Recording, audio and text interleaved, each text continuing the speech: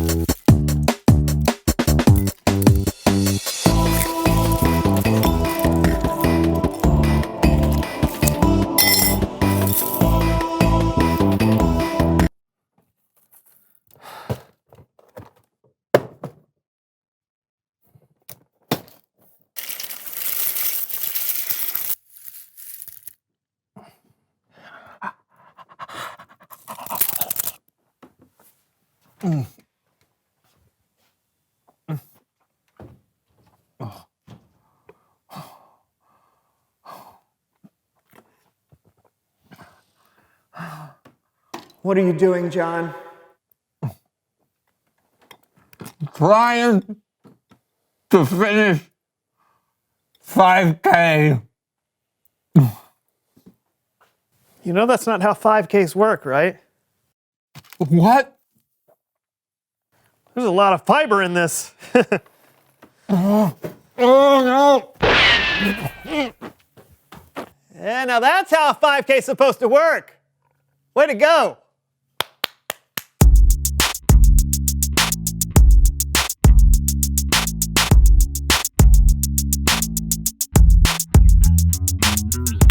I'm John. I'm Brandon. Welcome to the So-and-So Show. Brandon and I have committed to run a 5K. Why? I'm not sure. Someone thought it was a good idea. Well, when you commit to running a race, you need to make a plan on how to get yourself ready and stick to that plan. I wanted to do one of those training apps that you can get on your phone. There's one called Couch to 5K that looks really good. But then John said... I said we couldn't do that. No app is going to prepare us for the ups and downs, the peaks and valleys, or the ebbs and flows of running a race. Have you ever actually run a race? No, but that's beside the point. Racing is like life. You never know what life is going to throw at you. It's unpredictable. So I developed a training course myself that will take us through unpredictable situations in multiple climates, so we'll be prepared for anything the real race might throw at us. Okay, but you know that we're running the 5K in the spring on a city street. Okay, let's talk more practice. Come on, buddy. Let's go to the course. High knees, high knees.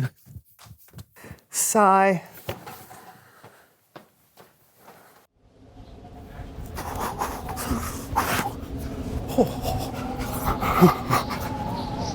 Okay, why are we doing this? There's no way we're going to be running in the snow, right? Because you have to be prepared, Brandon. When you commit to something, you have to be ready for any outcome. And we have had some late spring snowstorms. When? You know, in the spring of 1978. It is not going to snow, John. You can't predict the weather, Brandon. And switch. Oh, now we're in the desert? This will never happen. What? We can make a wrong turn in a race and end up in the desert? Oh, flying cactus! Ah! Oh, and switch! Oh! Seriously, John? This is getting out of hand! Practice! Wow! Makes! Whoa! Perfect! Whoa! And switch! Oh, okay. All right, this is more like it. This is what we should be training for. Wait for it. I want my $2! Ow! What was that? It's a paper boy. He's ruthless. Oh, heads up! What? Ow! Can we stop now, please? I think we're prepared. $2! I don't think you're that prepared. Oh! It's Bible story time with Kellen. Look out! Whoa!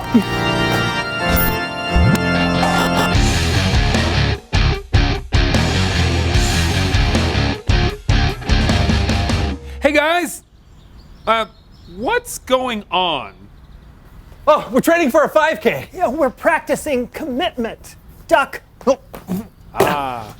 Well, that's what I'm talking about today. I mean, not running and dodging newspapers, but the commitment part. Oh, great. Take it away, Kellen. This comes from the book of 1 Corinthians.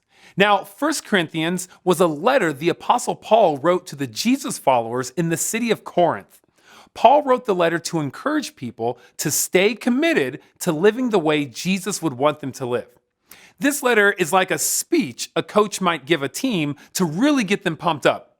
It starts like this. In a race, all the runners run, but only one gets the prize. You know that, don't you? So run in a way that will get you the prize. Pretty inspiring stuff, but I think we could do it even better. Help me out, cheer squad. Hey, Jackie. Yeah, Dee Dee? Are you ready to commit? I was born ready. Who is ready to run this race? I am. Who is ready to run this race? That's me. When you are running, here's what we advise. You should run in a way that will get you the prize. Woo! Woo! Awesome. But just to be clear, I don't think Paul was telling us to go out and literally start running. Really? Really? Really. I think Paul was comparing our lives to a race. When you're in a race, you do the best you can, right? It takes commitment and practice. But when you're running with a goal in mind, the finish line, it's the same with your life. You should try to do the best in life. It'll take commitment and it'll take practice. But the goal should be to live your life like there's a prize at the end. Now, Paul gave us a hint in what that prize could be. He wrote, all who take part in the games train hard. They do it to get a crown that will not last, but we do it to get a crown that will last forever. Now, the people reading this letter in Paul's day would have known the kind of crown you could win in a race. It would be made of leaves or pine needles, and it wouldn't last very long. But Paul wrote that Jesus followers should be running for a crown that will last forever. Take it, Cheer Squad. Yo, Jackie! Yeah, Dee. Do you want to win? Always! Winning a race gives you a crown, but it will not last for long. So run with Christ and you can't go wrong. Woohoo! Wow! That's great, Cheer Squad. Now that we know the kind of race we're training for, the question is, how do we train? How do you practice life? Well, you can start with these 4 words: hear, pray, talk, and live. Hear means we should practice hearing from God by reading the Bible or listening for His wisdom. Pray means we should practice talking to God, telling Him how great He is, and asking Him for help and forgiveness. Talk is practicing talking about God with others. It's asking questions when we don't understand something and sharing the good news with people who haven't heard about Jesus. And live means we practice living for God. We try and think about God before every choice we make and do things in a way that honor Him. That's how you train for the race of life. Let's hear one more from the Cheer Squad. Ooh, hey, Jackie. Yeah, Dee. I'm ready to lace up my kicks and run this race. I hear you. Let's slay this thing. On your mark, get set, go. R-U-N-T-H-A-T race. Are you gonna run like you want first place? R-U-N-T-H-A-T race. Then practice like you mean it and you'll be an ace. R-U-N-T-H-A-T race. Remember 4 words that will help your case. R-U-N-T-H-A-T race. Hear, pray, talk, live. Now start today. Thanks, Cheer Squad. Woo! Yeah, that was great. Yeah, I think I'm ready to run the 5K now. I think I'm ready for anything now. $2! Oh, see? It's true. When we train, when we practice, it prepares us for things, well, we might not see coming. You just got to remember those 4 words: hear, pray, talk, and live. That's great, Kellen. Hey, thanks. You bet. See you next time. Bye. You know, it just occurred to me, we should get one of those running apps you can get on your phone. It'd be way simpler. You ever hear of Catch the 5K? That was pretty funny. John and Brendan learned to dodge newspapers pretty well, though. And Jackie and Dee were amazing cheerleaders. They are, aren't they? I'd love to be able to do all of that cheerleading. But you know, I really loved the way that Kellen told us about that Bible story. He makes the Bible so easy to understand. The race is life, and the prize is, or the crown, is life eternal with God. Isn't that amazing? His tips as well were also pretty good. We can hear, pray, talk, and live in a way that is godly. And Jenny has a craft to help us with that now. Hello Superstars! For your craft at home today, we are going to make a chatterbox. You will need an A4 piece of paper, a pen and your Bible. The first thing we need to do is we need to fold your A4 piece of paper to make your chatterbox, starting by making a square. Take this corner and fold it over here. You want to cut off the bottom. You can either use a pair of scissors to cut off the bottom here, or you can fold this bit up and tear it like I'm going to do. Next, you want to fold this corner to this corner so that you get 2 folds and you'll be able to see where the centre is. Now take each corner and fold it into the centre. Now turn it over and do the same again. Each corner into the centre. Once you have finished folding your chatterbox, we're going to be ready to write on it. We're going to write on it the 4 things that we've been learning about, which is hear, live, talk, and pray. And underneath, I've drawn a picture of an ear because we use our ears when we are listening. Next, I've written the word pray, and underneath, I've drawn some praying hands. Next, I've written the word talk, and I've drawn a picture of a mouth because we use our mouths when we are speaking. And lastly, I've written the word live with some footprints because this is about the journey of where we are going. Once you've done that, you need to turn your chatterbox over and you need to write the numbers 1 through to 8 on the little triangles like this. Once you've drawn your numbers on the inside, you can open this up. And can you see here we've got a triangle at the top and a triangle underneath. Now in the top section, I have written one of the words from the outside. For this example, I've written live. And I've written a little bit about what that means, and I've written a Bible verse. So for this one, for live, I have written the Bible verse that we've been learning at the moment, which is that being godly has value. And it comes from 1 Timothy 4 verse 8. Now the idea here is that you've got the Bible verse, but then you also need your Bibles to be able to look up the full verse. So let's have a look at what's under the other flaps. This one says pray, and it says do not be anxious, but pray about everything, and that's from Philippians 4 verse 6 to 7.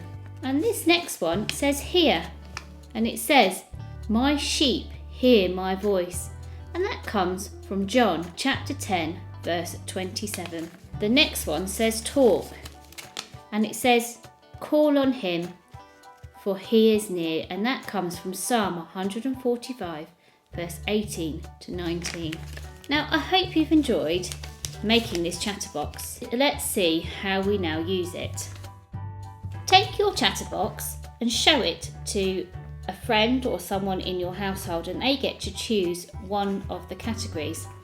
For example, if they choose pray, you then go P-R-A-Y.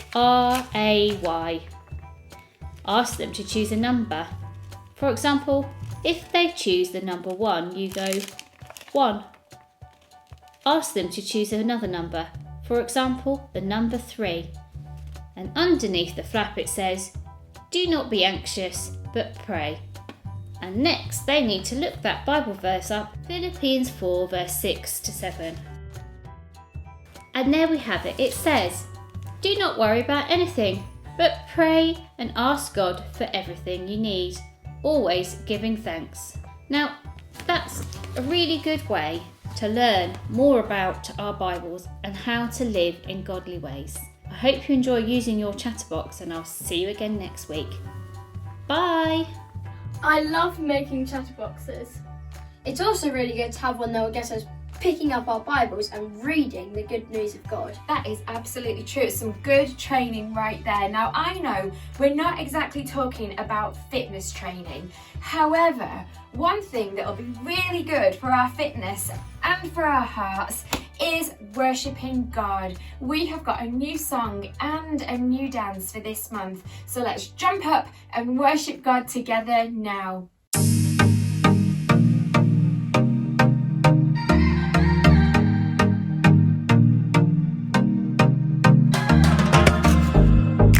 Plans for me are good. You hold my future. You're working all the time. You're the mountain mover. From sunrise to sunset, till the sun comes back up again. You're by my side.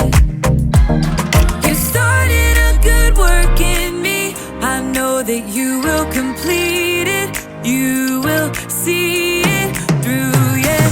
I know that you're still working on me.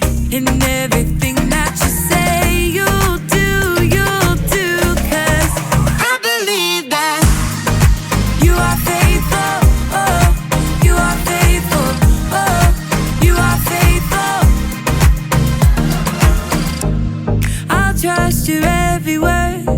'cause I believe that you're working for my good. Yes, you're committed.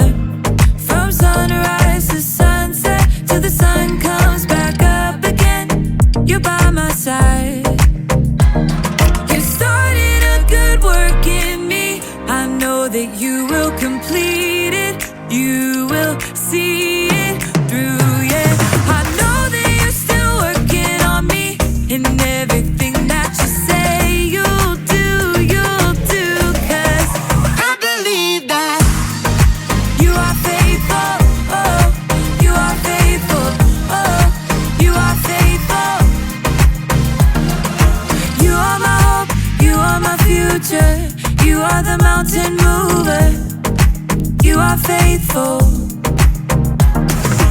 You are my hope, you are my future, you are the mountain mover, you are faithful. You started a good work in me. I know that you will complete it.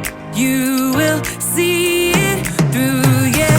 I know that you're still working on me, and everything that you say you'll do, 'cause I believe that you are faithful, oh, you are faithful, you are faithful, oh, you are faithful, oh, you are faithful, oh, you are faithful. That was really good training for my body. Yeah, and good training for how to live a godly life. You know what I've just realised? What? Well, we've done loads of really important themes lately. Oh yeah? Like what? Well, in November we did thankfulness, and in December we did joy. In January we looked at responsibility, and in February we looked at kindness. And in March, we looked at patience. And in April, we looked at peace. And now here we are in May, and we are looking at commitment. You are right, Ava. All of those things are so important for how to live a godly life. And I cannot wait to learn more about this with you next week. But until then, you guys, remember, you were Born to shine. Bye!